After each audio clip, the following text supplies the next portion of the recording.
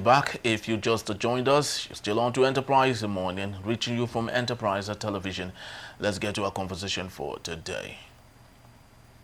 The Presidency and the ruling All Progressive Congress APC on Monday dismissed the moves by former Kaduna State Governor Nasir El-Rufai to galvanize opposition figures towards unseating President Bola Ahmed Tinubu in the 2027 election.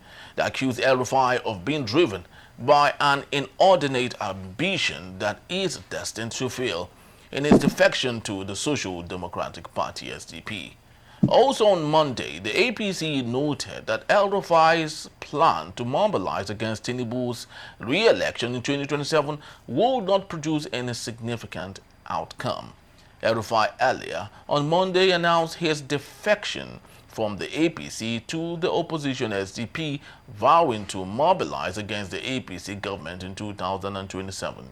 He said, "I will focus on engaging with and persuading all the opposition leaders to party and join us and congregate on the unified democratic platform to challenge the APC in all elections and by-elections," El-Rufai stated, citing irreconcilable differences with the APC leadership. El-Rufai expressed disappointment in the ruling party, stating that over the past 2 years, the party had strayed from its progressive principles. He highlighted his previous efforts to address internal issues privately and publicly, which he felt were ignored, leading to his decision to seek an alternative platform that aligns with his value. I have Emeka Madona, good journalist, public affairs analyst. Good morning to you, Emeka, and welcome. Hello, Emeka, can you hear me?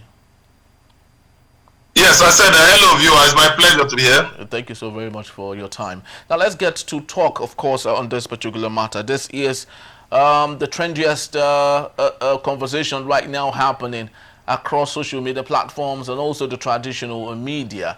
One would think, how and why would El-Rufai, who of course was part of the dancing and the singing after Tinubu's talk at Chatham House in the UK prior to the election, one would think, would we ever have expected that El-Rufai would make this move against Tinubu? Or is it Tinubu that is trying to make a move against El-Rufai? Which of them? Okay, thank you very much. Of course, politics is usually an interesting game. It's a game of interest, no permanent friends, no permanent enemies, only permanent interests. And so El-Rufai, by moving from the All Progressives Congress, to the Social Democratic Party, has only gone in pursuit of his interests. Of course, he's a very controversial figure, and he played a major role in getting Bola Ahmed Tinubu to become the president of Nigeria in 2023. El-Rufai is credited with proposing the Muslim ticket, to the party in 2021. I was the one who said, who suggested to the party that they should fly with a Muslim ticket, and then that, of course, by then Tinubu had been showing, he has started showing interest. So, that of course they placed it before him that, well, as a Muslim, as a Southern Muslim, that the North will not, support him if he chose a Northern Christian. So we will have to be ready to take a Northern Muslim. And then, of course, now look at him now in Kaduna State. He had tried it, and it was working. So why wouldn't Tinubu think about it? And don't forget, in 2015, when the party, was thinking of choosing a running mate, there was a suggestion for Muhammadu Buhari to run with Bola Tinubu at that time. But some big wigs in the party, like Rotimi Amechi, they balked at that suggestion. They said, how could the party run with a Muslim ticket? So that was what made them run the Muslim ticket, which enabled them to have massive support in the north. Although some people say that votes were massively rigged in the north. Well, so he has moved to the SDP, pushing his interest. I mean, the campaign in the north now is that Tinubu will be an OTP, a one-term president. So, I mean, we're still watching. We're still watching to see what will unfold. That's very true. We're still watching to see what would unfold. But at this point now, I know lots of people on the side of the APC, like Daniel Bwala, is out there saying that he is a sore loser, and there's nothing about El-Rufai'S move that would in any way do a damage to the APC. Just like you rightly said, El-Rufai was so instrumental in making APC under President Bola Ahmed Tinubu what it is. Do you think that the same El-Rufai might not carry so much weight that would possibly dislodge the APC in 2027?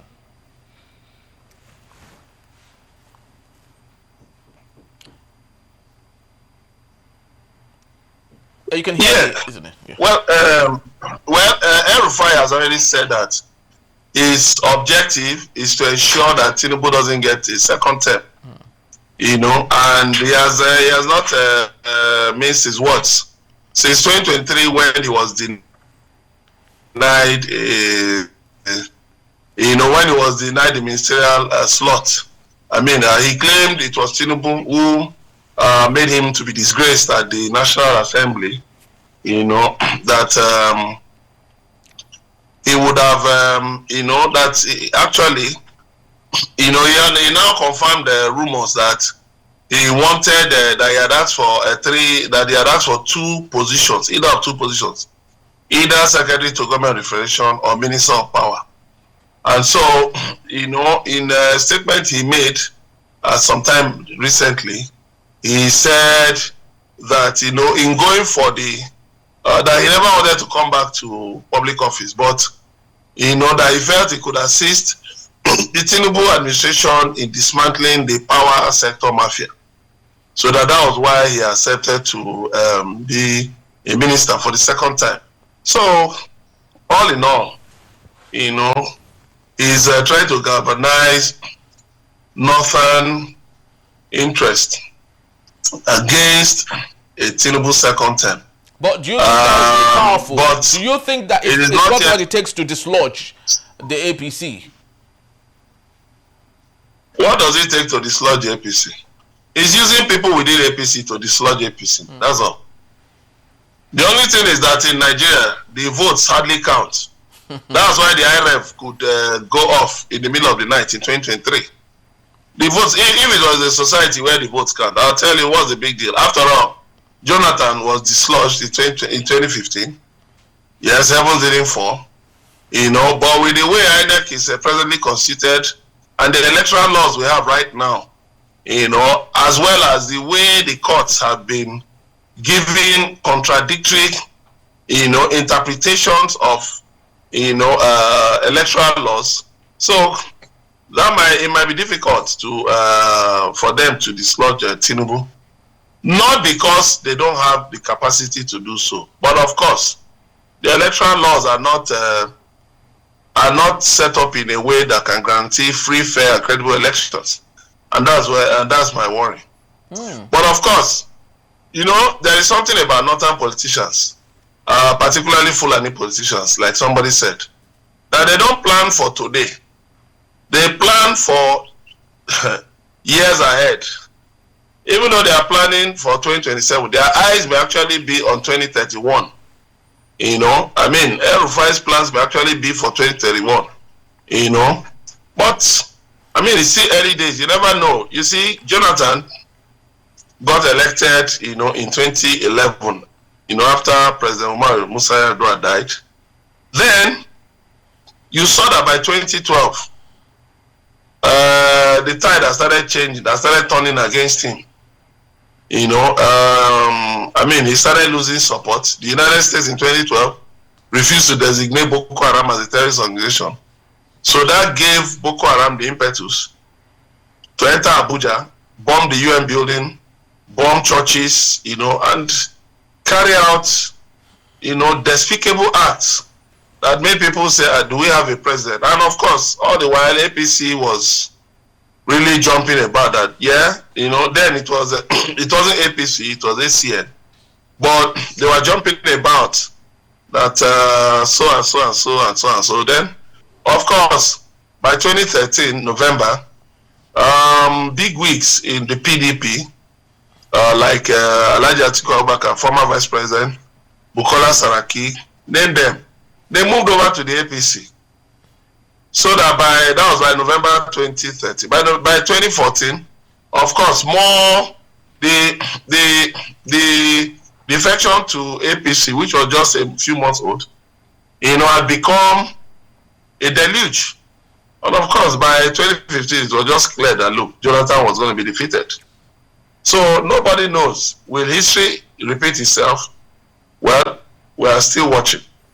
It's very true, because there's so little a man can do. We are only restricted to what we see, not what we do not know where it is coming from. Of course, the APC can do all the plan they want to do in cooperation with the judiciary and INEC. But of course, if it could happen to good-luck Ebele Jonathan, then it's possible to equally happen with Bola Ahmed Tinubu. But speak to us on the statement by Bello Nasir El-Rufai, that is the Nasir El-Rufai'S son, who is a parliamentarian serving with his constituency in Abuja, who said that Peter Obi is now a good man. This was the same person that said if Peter Obi ever wins, that he would climb the Zuma Rock in Abuja just to protest that. And here he is, because of the father have gone to the SDP.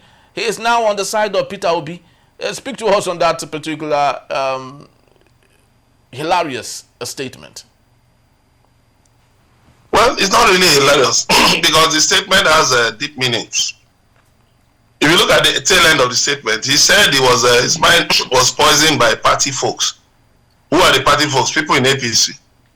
That APC, so what he is telling the world is that, there are people in APC who have been behind the jaundiced, prejudiced, hateful attacks, against Peter Obi. That's what is confirming. And then now by saying that, he's also saying that he has been a part of it. Of course, you saw the theatrics his father got into in 2023 when, when he was saying that he will get Peter Obi arrested. That Peter Obi got him arrested in 2013 in Anambra, in the governorship election in Anambra in 2013. And whether it was not Peter Obi who got him arrested, as it was eventually proven, even an interview, even in the video of an interview El-Rufai granted, where he said it was DSS that prevented him, it wasn't Peter Obi. But Nigerian politics is dirty, is a very, relies so much on falsehood, propaganda, hate, ethnic and religious bigotry, prejudice. So, and it's sad that Nigerians easily key into these things. The same Nigerians are complaining that the economy is bad. But go on social media and see what Nigerians are doing. Post something, like this morning, I clarified a comment by, somebody, who was talking about certain things about the Southeast. I clarified, I said, even though this guy is an Igbo like me, but he should not spread falsehood on some of these things. And I clarified it on Facebook. You know what happened? Some fellows came and were just raining insults. And look how none of them, they didn't even understand what I was even talking about. Just simply because I said that what the guy said was not entirely correct. That's all. I looked at their profiles. These people are not little children. These are people, married people with wives and children, whose photographs they even posted on their profiles. And then look at them. So you just know that there is a serious problem among us Nigerians. That's why some people say that Nigeria is irredeemable. But I don't want to follow that line. It's sad. The way people easily jump, and just, they don't even consider the fact that what is the substance of the argument? Even when they acknowledge, yes, you have an argument, but that hate, that prejudice, you see people make comments that are just distasteful, in bad taste. It is good that he has come out now to say no, that his comments about P2B were wrong. But I just hope that he won't swallow his words once again, that he won't go back once again, because it's convenient now for him to say, oh, P2B is a good man, so that he can attract P2B's followers, But I believe P2B and his followers have a different game plan.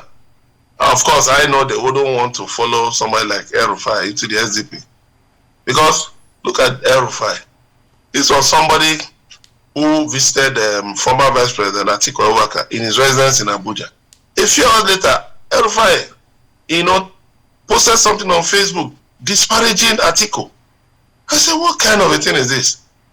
Then now it has come to light that, Atiku has said he's not going to SDP.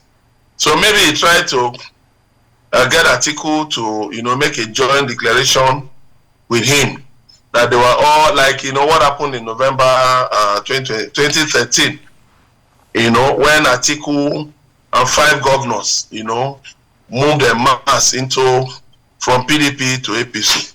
So I think he was expecting something like that they all come together, Atiku, P2B, Kwankwaso, that they all come together to, make a major declaration. But I think he was disappointed that Atiku refused to join him in that defection plan. So he now went to Facebook and, was disparaging Atiku. Why? So that tells you that somebody like El-Rufai is somebody to be very careful around. You don't just, you don't just take his smiles, for conviviality. He's actually somebody that anybody going into an alliance with him should have, has to be careful. Very, very true. Anyone who goes into any business with him should be very careful. Some would say that the chicken has come home to roost. But like I said in my opening question, Daniel Bwala, someone who is neither here nor there, one of the biggest, if not the most talked about critic of Bola Ahmed Tinubu, but is working currently with Bola Ahmed Tinubu, has equally come up to cast aspersion on El-Rufai, stating that his political career is dead. Now, coming from Daniel Bwala, do you think it holds any water? Do you equally think that El-Rufai's political career is gone and finished? Let me tell you one thing. El-Rufai is a spoiler. El-Rufai is a spoiler. He has always played a spoiler role. Go back and check. He has always played a spoiler role. Sometimes he will come out as if he's, the big masquerade in the game. But in time, he will, waltz to the background, and you see the real masquerade coming out. As for Daniel Bwala, I won't want to waste my words on somebody who has no base anywhere. I don't even think if Daniel Bwala were to run for anything, even councillor, that people within his family would vote for him. Not talk of within his village, or on his street, or even in his compound. His tenants will not even vote for him. So, is it somebody like Shehu Sani who said El-Rufai has lost political relevance? And I now ask myself, what political relevance does Shehu Sani have? Who will line up behind Shehu Sani? Nobody. A lot of these people are just expired, positions who are just jumping from place to place. But for somebody like El-Rufai, it's not somebody you can easily displace. So the man understands the North very well. He understands, he knows the kinds of things he can put out to the North that will resonate with the North. There are very few politicians who are like that. One person who is like that is Muhammadu Buhari, former president. But with the way things went under his presidency for 8 years, the suffering in the North, that popularity of Megaskia has waned significantly. So, but El-Rufai is somebody who can still galvanize, particularly the far North, to say, okay, look at this, look at this, look at this, look at this, and using Hausa language, he can actually, sway the far north, and it must interest you to note that many of them include the underage voters. You understand? Include underage voters. So that's why I said that under the present electoral system, whether INEC, whether the electoral laws, free, fair, and credible elections cannot be guaranteed. So when they are telling you that El-Rufai'S political career is dead, ask President Bola whether he has ever had a political career. He just only fit as a back carrier now to Tinubu, just a boy. He's even serving under a special advisor to Tinubu. It's not as if he's a direct aide to Tinubu.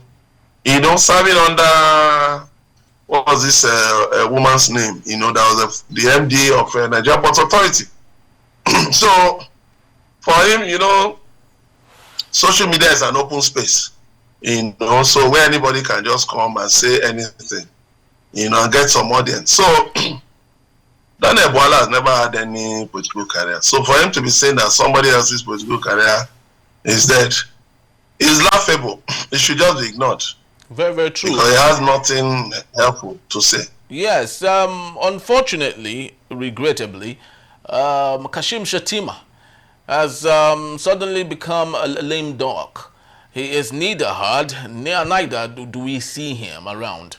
He is very instrumental, a very big stakeholder to the Tinubu-led administration and the winning he got. In fact, most of the perception that Tinubu got, the positive perception that he is, was made possible as a result of Kashim Shettima. But he is... No, I beg to disagree. Okay. I beg to disagree. No.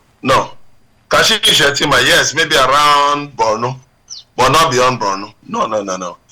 The prime mover was Malam Nasir El-Rufai. Go and do an investigation. That was the prime mover. He was the prime mover. Who was the one who was captured in a video saying that Christians, that the Christians will be pushed out, that they must accept Islam or else, that they will be forced to accept Islam. And people were cheering. Name it, different things. Tinubu lost in Lagos. He was beaten flatly by Peter Obi of Labour Party in Lagos. Yes, Kashim Shettima won. He was instrumental to APC's victory in Borno. But to say he did it maybe in Yobe or Taraba or Bauchi or Kanu, no. You saw what NNPP did to APC in Kanu in the governorship election. So no. I beg to disagree. Very, very true. But just my last question to you. What do you think is the way forward now for Nasir El-Rufai? Unity for other pressure groups and opposition is what he is seeking for. We still have less than 2 years to 2027. And you said anything can happen. But when you look at the crystal ball, I understand that the APC own to themselves the INEC and the judiciary. Do you think there could be a miraculous upset for 2027? Because obviously Nigerians are tired of Bola Ahmed Tinubu. Literally, we are not happy. Nigerians are not happy with the governance style, with the policies he's putting out there, and even with the perception and the way he is carrying the country. No one is happy, even from the southwest of Nigeria. Do you see any upset starting from what El-Rufai has just kicked off? No, that's what I said. It's early days. I know his defection really upset the APC. And then that comment about Peter Obi by his son also, really shook many of Tinubu's supporters. So what remains is that now El-Rufai and his camp will start undoing the damage they've done to Peter Obi's image in the north. They will now go back and start telling them that, oh, Peter Obi is a good man. Oh, Peter Obi had nothing to do with the January 1966 coup, of Nzogu. Oh, Peter Obi is this. And they will now go and start, because it's their best bet.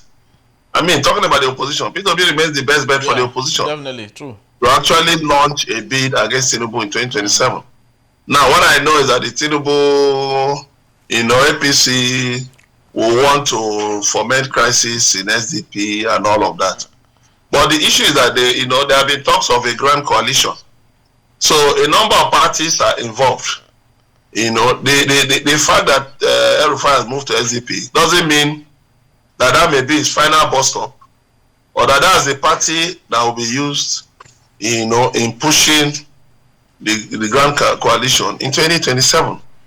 So they are trying to play, very, very smart game, ahead, leading to 2027, whereby there will be strikers from different angles. And of course, the Tinubu camp, they know that all is not well in Tinubu's camp. Look at what happened in Lagos. The way the speaker Mudashiru Obasa was removed, right from within Tinubu's camp. When Tinubu was away from the country, look at how he was removed. Look at all they had to do, to bring him back as the speaker. So that tells you that all is not well in Tinubu's camp. Even in Lagos, that he has controlled for over 20 years, all is not well. They call him the master political strategist, yes, but he just traveled abroad and look at what happened. In 2023, Itobi beat him hands down. In Lagos, the same Lagos, beat him hands down. So what does that tell you? It tells you that Tinubu knows that there is no master strategy anywhere at all. That kind of him. Very, very People true. within his camp in Lagos and elsewhere are tired of him. Look at the people they've been losing from APC. The other day they expelled Ralph Aregbesola. And you want to challenge Adeleke, Nuruddin Adeleke, current governor of Osun State. You want to challenge him? Are you not daydreaming? Even in Lagos, your house is not together. Even in Lagos. So what exactly are you playing at? So it's those fissures that El-Rufai and his camp will try to deepen. They'll try to deepen those fissures. And anything can happen between now and 2027. So it's still open. It's still an open season. But for those who are saying that it doesn't matter, don't believe them. It's a lie. They are seriously rattled. They are seriously rattled by it. Yes, because let me tell you, it has been said again and again that the antagonism between the West and the East should actually end so that they can present a united front with the North. But you can see, people in Tinubu's camp, key leaders in the West, in the Southwest, have maintained this antagonistic campaign towards the East, fabricating stories that I just wonder, what is the problem? When you're not attacking P2B, you are attacking the East, you're attacking the Igbos. What? All for what? Instead of us to talk of building bridges, building coalition. Now, El-Rufai is going to teach them a lesson, to know when the party is over. Now, if he's able to convince the North that, hey, don't antagonize the Southeast, because we need them. Don't antagonize the South. We need them. The old Eastern region. If, somehow or the other, they can get people, to believe them, it's not going to be easy for Tinubu. It won't be easy at all. It won't be easy. Very, very true. They say history is repetitive. I just hope that we won't see the Fourth Republic alliance. Or was it the First Republic or the second one, actually, when is it NCNC from Nnamdi Azikiwe actually worked with the Northern Group, isn't it? Oh yeah, well, yeah. Yes. There was that alliance. Yes, that's because of the hate campaign, the tribal campaign that made some politicians from the West, move away from NCNC. Yes. So all of this is people should learn their lessons. By now, we should stop playing all this tribal politics. We should stop, because let me tell you, all these things have an expiry date. All these things have an expiry date.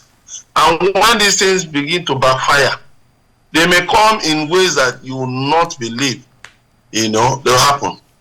So, I mean, look at the videos, Daniel Bola, you know, I mean, in which he was castigating Tinubu. Of course, those videos are going to be played. Yes. Those quotable quotes are going to be used, you know, to push to the north that look at the person working with him. See Daniel Bola working with Tinubu. Tinubu had to go and beg him to come and work for him because the things he said about Tinubu, don't you think they are true? The people shout, yes, they are true.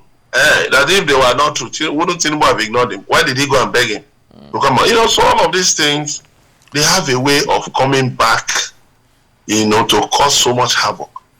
So I think at this point, those people engaged in all those tribal, religious bigotry and hateful campaigns should just put a stop to it.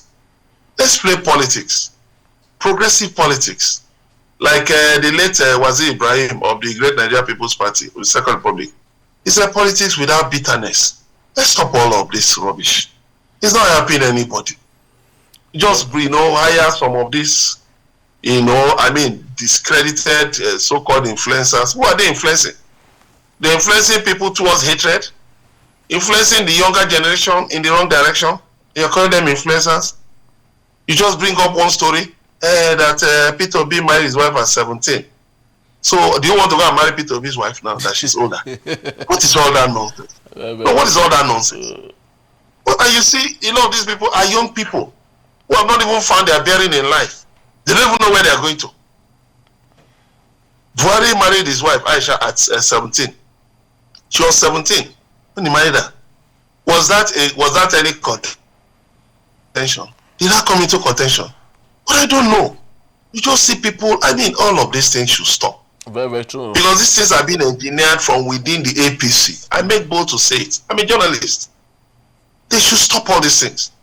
And it's especially powered by Tinubu's camp. They should stop all these hate politics. Because let me tell you, El-Rufai'S is somebody who is an expert in hate politics.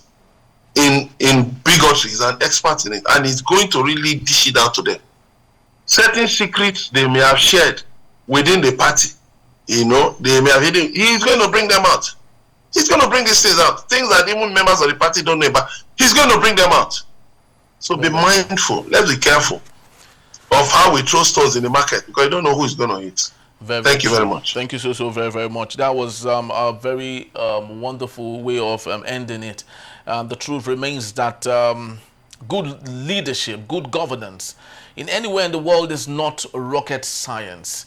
Any leader would not have to go through so much pain to get people to support and work with him if really good governance is the most important thing and he is bringing to the table. But when good governance is not there, when there is a big chunk of deficit in good governance, that is when you see a leader running about and hoping that people would support him by fire or by force, unfortunately, just like we see today in Nigeria. Thank you so very much, Emeka, for being here. We really do appreciate you. Yes, thank you very much. Yes. All right, that's just about the time we have for today. We'd love to say thank you to you for being here. I want to believe you enjoyed our show, just like I did right here, but please do well to be part of what we do. You can always find and reach us at enterprisetvnews.com. You may equally like, comment, and follow us on all our social media platforms at Enterprise TV7. I am Henry Igwebike. Thank you for watching. I'll see you tomorrow. Bye-bye.